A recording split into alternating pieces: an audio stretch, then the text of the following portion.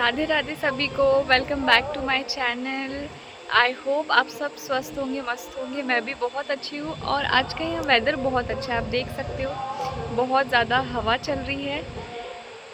अभी मैं जस्ट ऐसे बैठे बैठे सोच रही थी या किसी ने मुझसे एक सवाल भी पूछा कि अक्सर आपके मन में भी ये सवाल आता होगा कि भगवान है तो हमारे साथ बुरा क्यों होता है हमेशा। ये आई एम श्योर ये आप हर कोई कभी ना कभी कोई ना कोई सिचुएशन में पहुंच के पूछते ही होंगे खुद से कि जब भगवान है तो हमारे साथ बुरा क्यों होता है, अगर कोई सिचुएशन में आप फंस जाते हो तो।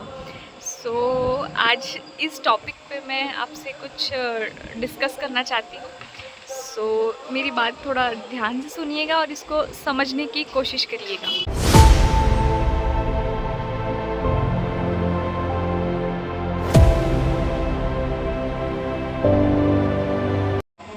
फॉर एग्ज़ाम्पल, मैंने आपसे कहा कि आप अपना एक पैर उठाएं। आप अपनी इच्छा से अपना राइट पैर उठा लेते हैं, चाहते तो आप लेफ़्ट भी उठा सकते थे। मैंने तो ये नहीं कहा कि आप लेफ़्ट ही पैर उठाए, आपने अपनी इच्छा से सिलेक्ट किया।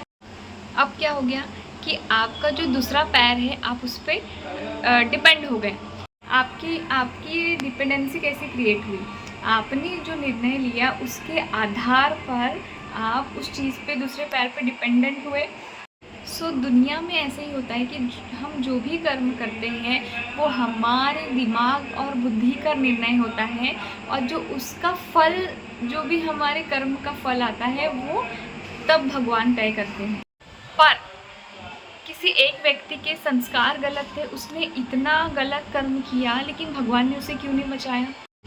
दूसरी बात, सबसे मोस्ट इम्पॉर्टेंट बात, कि हम इस दुनिया में अपने प्रारब्धों को भी काटने आए हैं।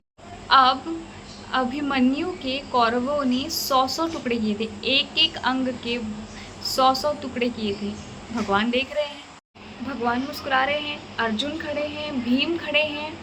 वो बोलते हैं भगवान, अभिमन्यु ने ऐसा इतना क्या गलत कर दिया कि उनके कौरवों ने 100 टुकड़े किए और आप मुस्कुरा रहे हो? भगवान मुस्कुराए और बोले कि सुनो, ये जो तेरे लौकिक नेत्र है ना, वो अभी का देख पा रहे सिर्फ, और ज़्यादा से ज़्यादा तूने जितना जीवन जिया है या जीने वाला है उतना ही देख पा रहे, लेकिन मेरे जो नेत्र है, जो मैं देख पा रहा हूँ, वो मैं अभी आगे, इसके आगे आने वाले समय तक का देख पा रहा हूँ। भगवान कहते हैं अर्जुन और भीम से कि तुझे पता है कि अभी अभिमन्यु को 100 जन्म और लेने थे। क्यों? क्योंकि उसके पूर्व जन्म के कर्म ऐसे थे, लेकिन वो मेरे शरणागत आया, मेरे शरण में आया, तो उसके जो 100 जन्म के कर्म जो उसको भोगना था वो भी अत्यंत दंडनीय, वो उसको मैंने 15 मिनट में ख़त्म कर दिया, ताकि उसको अब दोबारा इस जंजाल में फंसना ना पड़े और वो सीधा वैकुंठ धाम जाए और मेरी नित्य प्रतिदिन सेवा करे। आई होप कि इससे आपको जवाब मिल जाएगा कि जब हमारे साथ बुरा होता है तो भगवान को कभी डाउट मत करिए कि मैं आपकी इतना पूजा करती हूँ तो मेरे साथ ही क्यों बुरा हो रहा है।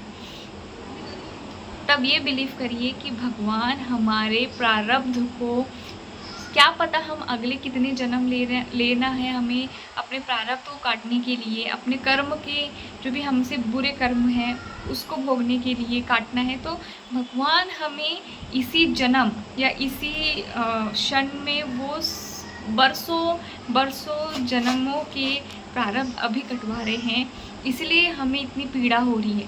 कभी भी आपको फंसा हुआ या बहुत फील करते हैं हम कि अब कोई रास्ता नहीं दिख रहा है, सब खत्म हो गया है, मैं बहुत दुखों का पहाड़ टूट गया है, तो हमेशा उस वक्त ये ध्यान रखिए कि ये बात याद रखिए कि भगवान आपके शायद नहीं, डेफिनेटली फॉर श्योर हज़ारों जन्म के प्रारब्ध वो इसी जन्म में ख़त्म कर रहे हैं। आई होप कि आप समझे मेरी ये स्टोरी से छोटी सी कि भगवान क्यों हमारे साथ बुरा करते हैं।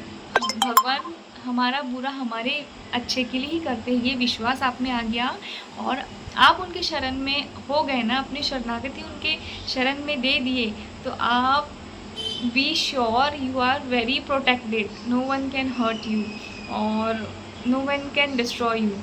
सो आई होप आपको अच्छा लगा, और नेक्स्ट टाइम से भगवान पे बिल्कुल डाउट मत करिए कि क्यों भगवान मेरे साथ ही इतना बुरा हो रहा है।